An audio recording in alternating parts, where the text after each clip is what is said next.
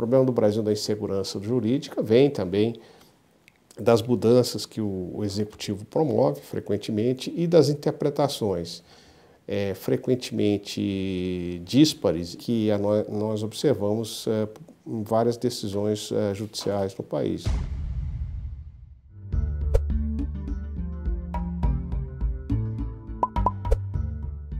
Eu gostaria que o senhor fizesse uma avaliação de como o Legislativo tem influenciado na qualidade da nossa economia. De que maneira?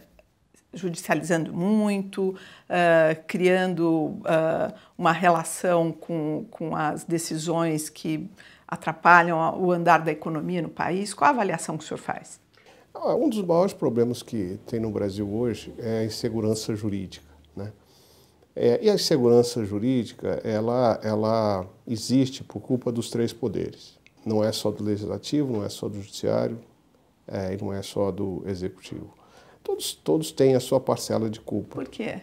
Em primeiro lugar, o Legislativo, que é onde as leis são feitas, né? As leis são muito ruins, mudam muito, né?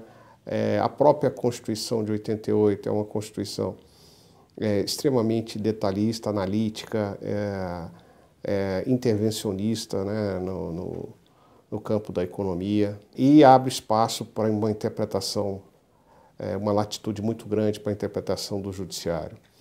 E o legislativo também é culpado por omissão, né?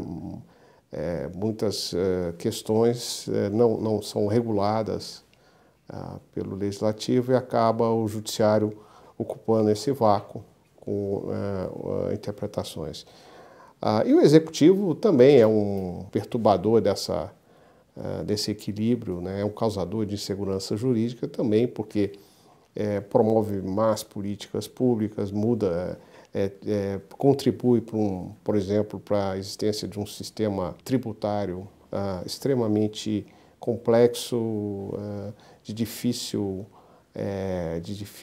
entendimento por parte do contribuinte, né? É um custo muito grande de compliance, de cumprimento, né, atrapalha o crescimento das empresas, a atrapalha, gera muita ineficiência, né? E existe muitas modificações, não há uma certa estabilidade de regras, né? Agora, o que o senhor está dizendo é que os poderes aqui no Brasil, tanto o executivo, o legislativo, o judiciário, pelo que eu entendi, eles não têm noção precisa do seu papel aí?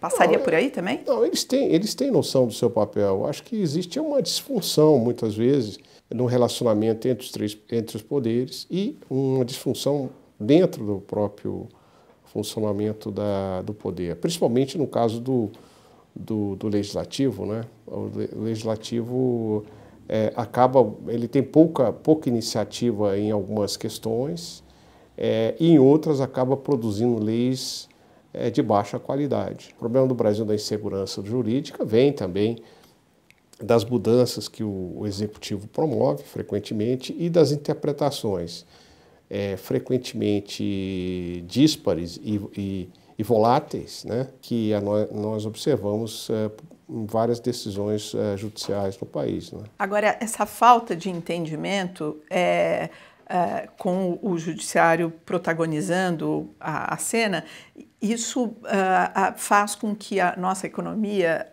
também tenha chegado ao ponto que chegou? Isso explica, em parte, por que o Brasil, vamos dizer assim, não realiza o seu potencial de crescimento econômico, né? O ambiente de negócios no Brasil é extremamente desfavorável, inóspito para uma economia capitalista. É um campo de jogo extremamente difícil. Existe uma fragilidade assim nas relações que não garantem.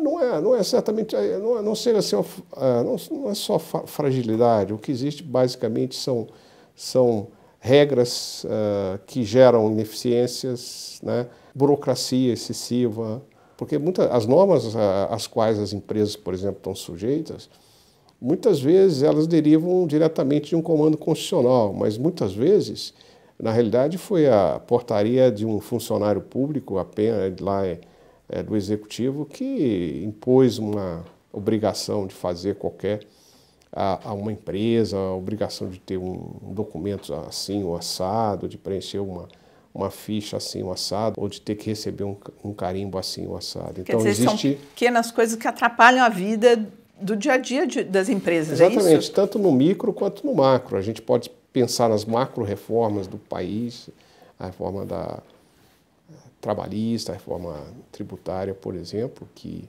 devem lidar com essas grandes questões. Muitos empresários reclamam do novo Refis, né? Que havia um acordo e esse acordo daqui a pouco já não ia mais ser cumprido porque tinha que passar um projeto de lei. Esse negócio de Refis é um absurdo, assim, eu acho um absurdo um país que vive de refis em refis, né? Por quê? Não tem nenhum sentido. Eu acho que a relação saudável entre o contribuinte e o Estado é o Estado taxar de maneira razoável os contribuintes, né? De acordo com a sua capacidade contributiva, e os contribuintes pagarem ou cumprir as suas obrigações tributárias. A não ser em casos muito excepcionais, né? É que você teria uma renegociação. O problema no Brasil é que essa renegociação, o refis, virou rotina. Todo ano tem um refis praticamente. Então, você criou um incentivo ou uma discriminação.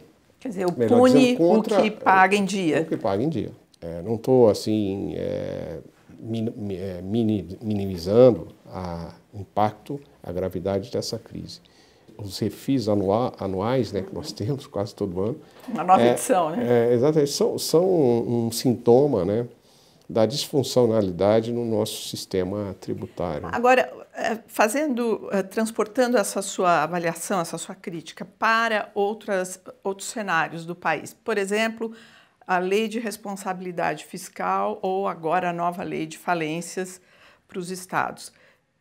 Muitos resistem nas contrapartidas de aumentar a contribuição previdenciária, a privatização de empresas, etc. Agora, como o senhor estava dizendo, a lei de responsabilidade fiscal já existia. Quer dizer, é uma lei que existia que não foi cumprida. Por isso, nós chegamos agora criando uma nova lei de falências para ver se resolve aquela situação ali. E você pune o Estado que cumpre com as suas obrigações. Eu falei há pouco da má qualidade das leis e a lei de responsabilidade fiscal, ela é uma exceção, é uma boa lei. Ela foi muito estudada, muito pensada, muito debatida, né? Obviamente comporta muitos pontos aí de aperfeiçoamento, mas era uma boa lei. E é uma lei que ajudou muito o Brasil a não ter problemas fiscais durante muito tempo. Só que o que vai acontecendo ao longo do tempo é um certo relaxamento na aplicação da lei. Da aplicação ou da fiscalização? Na aplicação e na fiscalização, ou seja, você tem aí a criação de subterfúgios para fugir da letra da lei ou para escapar da letra da lei. Não há aí um enforcement, né, dessa lei por quem de direito. Até que isso vai relaxando, até que há a violação dessa lei começa a acontecer de maneira... Muitas vezes com a cumplicidade do Tribunal de Contas. Exatamente, exatamente. Existe uma certa tolerância, né? E os motivos alegados, às vezes, normalmente se alega motivos nobres. Precisa de dinheiro para educação, saúde, precisa aumentar a polícia militar, precisa fazer isso. Mas a verdade é que a lei está sendo descumprida. E mais recentemente, durante o governo da presidente Dilma, nós tivemos aí a irresponsabilidade fiscal tomando conta do Tesouro Federal, também desrespeitou a lei de responsabilidade fiscal e ajudou os estados a desrespeitá-la, porque o Tesouro foi muito condescendente com certas práticas dos estados, inclusive dando a sua garantia, o seu aval para empréstimos tomados por estados que não estavam cumprindo o que dispõe a lei de responsabilidade fiscal. Agora, essa fratura exposta aqui que a gente está existe o senhor vê alguma oportunidade desse machucado enorme que o Brasil tá sofrendo, da gente aproveitar esse momento para melhorar como país, para virar essa página, inclusive com avanços na esfera jurídica, que está sendo tão criticado? Eu acho que o que diferencia os países desenvolvidos em desenvolvimento, ou não, os subdesenvolvidos, vamos dizer, o que explica o crescimento econômico, explica o desenvolvimento, em larga medida, são as instituições, a capacidade que o país, o que a sociedade, o que determinada sociedade tem de gerar instituições que sejam, vamos dizer assim, benignas, favoráveis ao crescimento. O Brasil, nos últimos anos, nas últimas décadas, teve uma evolução institucional muito grande. Mas, infelizmente, nós fizemos apenas metade da lição, né? A outra metade está ainda para ser feito.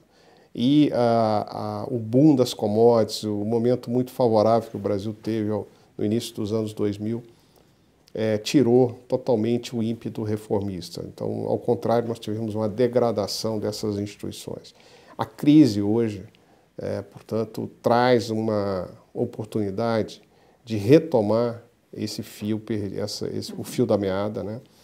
Esse ímpeto reformista em vários aspectos. Eu acho que, nesse contexto, se revisitar um pouco a questão de como atuam os três poderes e como eles se interrelacionam e como isso e como deste interrelacionamento, do seu funcionamento, como isso afeta a economia, é uma necessidade, eu acho que para que a gente possa extrair aí avanços, né? Agora, esse governo que tem se mostrado aí sim frágil em vários momentos, inclusive com a Lava Jato, enfim, tudo que a gente tem visto, o senhor acredita que ele pode encaminhar essas reformas que são tão urgentes? A Previdência, que parece que é um ponto central para a gente acertar as nossas contas? Eu acho que justamente porque existe o reconhecimento generalizado, quase generalizado, de que é preciso fazer alguma coisa antes que seja tarde. Quer dizer, existe não chega a ser uma mobilização, mas eu diria, existe uma percepção, né, razoavelmente disseminada de que a experiência dos últimos anos deu errado, que não adianta o Brasil pegar atalhos e que a gente precisa fazer o dever de casa. É claro que o governo tem lá suas dificuldades. Nós sabemos que o governo do presidente Temer é um governo de transição, né, ele está simplesmente... Exatamente. Ele está procurando preencher aí o restante do mandato da presidente Dilma. Tem lá suas dificuldades, mas tem uma boa equipe econômica, tem projetos bons em vários setores e, até o momento, tem obtido no Congresso um sucesso que o governo anterior não logrou, né? Então isso traz algum tipo de esperança. Sobre a Previdência, que parece ser um ponto muito central nesses avanços, teve um estudo essa semana, não lembro exatamente a fonte, que fala que o Brasil teria que crescer 3,7% até 2050 para garantir os benefícios da Previdência, já que a gente está numa questão aí demográfica, você triplica o número de benefícios com os mesmos números de contribuintes. A minha pergunta, o senhor acredita que a gente vai chegar a estabilizar um crescimento dessa ordem? Antecipar que o Brasil possa ter um crescimento médio nos próximos anos dessa ordem é ser excessivamente otimista. Excessivamente otimista. Eu acho que nós precisamos fazer a reforma da Previdência, essa agora que foi encaminhada ao Congresso, e que não vai ser a última. E não vai ser a última até por uma razão muito simples. As sociedades mudam, não é? A economia muda. Por exemplo, a expectativa de vida aumenta pós-aposentadoria, aumenta a cada momento. A taxa de crescimento populacional muda também. a estrutura da economia muda. O que nós podemos dizer hoje sobre como serão os empregos daqui a 20, 30 anos? Vão ter funções que a gente nem sabe que existem. Exatamente, né? Então não adianta... Que nem inventaram ainda. Exatamente, né? então assim, oportunidades outras virão de se fazer novos ajustes na Previdência, de maneira que ela não torne um ônus, né, excessivamente pesado para os trabalhadores da ativa, porque a grande aritmética da Previdência é justamente, ou a relação mais fundamental da Previdência é entre o número de beneficiários, né, da Previdência, e o número de contribuintes. Né? Que nós vamos ter um bolo grande de pessoas mais velhas para um grupo menor produzindo riqueza para todo mundo. Então, exatamente. Então, aqueles que estão contribuindo para a Previdência e ainda não estão gozando dos benefícios, esse número relativamente está caindo, né, vis-à-vis os que estão recebendo benefícios. E isso gera uma aritmética perversa, né? Agora, disso tudo que a gente está falando aqui, eu lembro que alguns economistas têm falado muito da nossa Constituição, que contempla, somente nas áreas sociais, números e fatias do orçamento que deveriam ser revistos. O senhor acredita numa revisão da nossa Constituição de 88? O senhor acha que é necessário, é urgente? Como é que o senhor vê essa questão? Ela é necessária, né? Porque a Constituição programática, ela tem intenções positivas, mas é um programa assim, de direitos, é um programa de objetivos, mas que muitas vezes não guarda consonância com a realidade. Uma característica dos direitos sociais modernos é que eles são onerosos, né? Não são direitos gratuitos, né? E a Constituição estabeleceu uma série de direitos que tem que ser pagos pelos contribuintes, porque da onde que você vai tirar essa riqueza?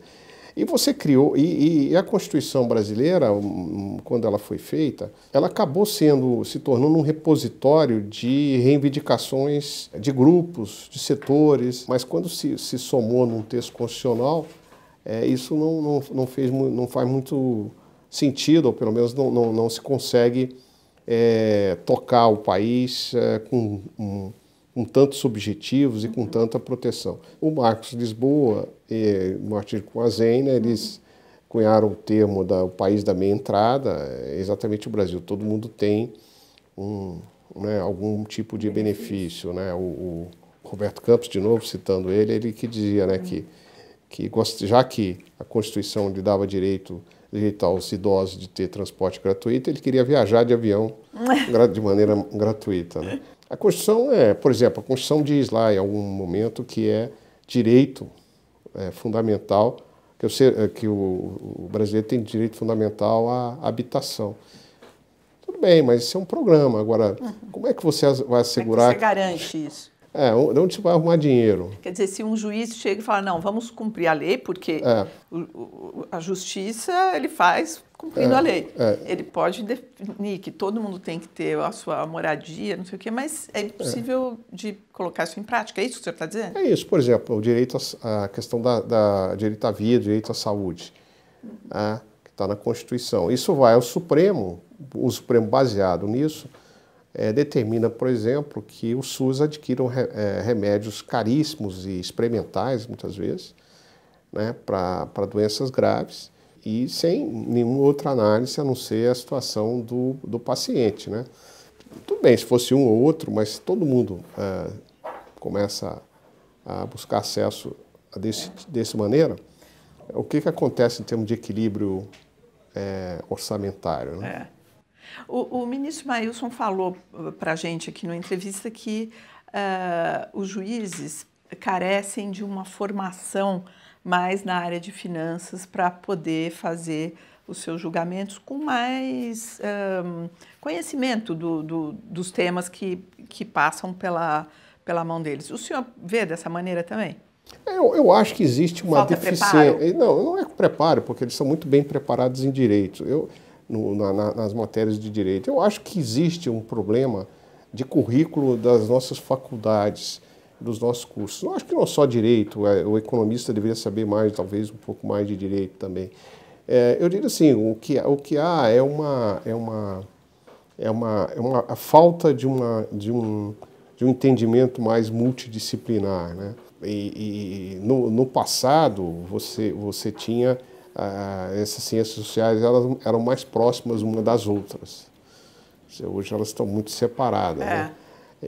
Então, assim, o que eu acho é que, tendo em vista que no Brasil o judiciário é instado a mediar uma série de questões e de interpretar contratos de natureza variadas, é preciso que... Ele que dá a última palavra? Exato, mas é preciso que o judiciário, não necessariamente os juízes, mas o judiciário tenha profissionais que possam dar aos juízes, quem sabe, esse conforto ou essa análise mais específica, né? A gente vê assim, decisões, por exemplo, sobre medicina, sobre... tudo bem, existem os peritos, existe tudo, mas isso acaba muitas vezes não funcionando. Então, existe uma deficiência assim, do currículo do estudante de direito. Não é uma questão de um juiz ou de um membro do Ministério Público, exatamente, ou de um advogado só. É uma questão de formação da escola de direito que dá pouca importância, talvez, curricular a essas questões. Agora, falando do judiciário como um todo, o senhor vê assim também que o judiciário é o poder menos transparente de todos, onde precisaria ter um olhar mais com lente de aproximação do que se passa dentro dos números do judiciário, dentro do que acontece ali? É uma pergunta um pouco assim, quer dizer, o que falta talvez, ainda é um estudo, vamos dizer assim, do judiciário do ponto de vista da sua eficiência, da sua eficácia, se ele de fato está realizando aquilo pelo qual ele foi estruturado, se de fato ele tem sido eficiente, né? Se ele é tempestivo para produzir decisões, se essas decisões são estáveis e tal. Os economistas, principalmente, têm estudado muito isso. Existe principalmente depois da criação do CNJ, uma preocupação de coleta de estatísticas, etc. O judiciário brasileiro está moldado por um sistema legal, quer dizer, que tem como base a Constituição de 1988. E aí eu volto na pergunta anterior, quer dizer, não há como mudar tudo isso, né, se a Constituição Federal não for também modificada, porque é ela que chamou o judiciário a participar dessa maneira em todos esses temas, né? Agora, para a gente se movimentar em direção a essas mudanças, a gente teria que ter um ambiente político mais pacífico? Eu acho que a gente precisa ter um sistema político que funcionasse, onde os partidos políticos, de fato, existissem, né, não fossem legendas de aluguel, em que não houvesse essa fragmentação que a gente vê hoje. Né? Então a gente tem uma crise de pessoas, antes de tudo. Eu acho que é uma crise de pessoas também, mas eu acho que é uma crise política. Nós não falamos aqui da reforma política também. A reforma política é fundamental, né? Então, um dos problemas que nós temos hoje no relacionamento legislativo-judiciário decorre da própria situação em que grande parte das lideranças políticas do país estão, de alguma maneira ou outra, envolvidas no processo investigativo da Lava Jato e adjacências. Né? Agora, para a gente encerrar, eu gostaria de saber do senhor, o senhor acha que o ano de 2017 é um ano que já está conturbado, né? Parece que vai seguir assim. E se nesse sentido, quer dizer, os políticos e o país, em parte, com a cabeça nas eleições de 2018, o senhor acredita que pode haver um avanço nessas reformas aqui que a gente foi listando durante a entrevista? Eu sou otimista, eu acho que pode ser, acho que a gente pode ter avanços, mas assim, são avanços incrementais. Eu não acredito que você mude a situação rápido, numa big reforma, no Big Bang. Não, eu acho que acho que a história mostra que as reformas são incrementais e eu acredito que isso é que vai acontecer no Brasil. Nós vamos ter aí mudanças na Previdência, vamos ter mudanças na legislação trabalhista, vamos ter mudanças em alguma coisa na questão tributária, mas é preciso, né, que esse processo seja continuado. Vamos lembrar que daqui a um ano e pouco nós vamos ter eleições. O governo atual tem muito pouco tempo, né? Não fosse, sem contar as dificuldades políticas, ele tem muito pouco tempo para implementar uma agenda de reformas realmente abrangente. Então, nós temos que ver, vai ser fundamental nisso, as eleições de outubro do ano que vem, né? Presidenciais e também para o legislativo. Ou seja, temos que de fato, buscar avançar nesses temas com esses novos políticos eleitos, né? É o que temos nesse momento. Exatamente. Muito obrigada.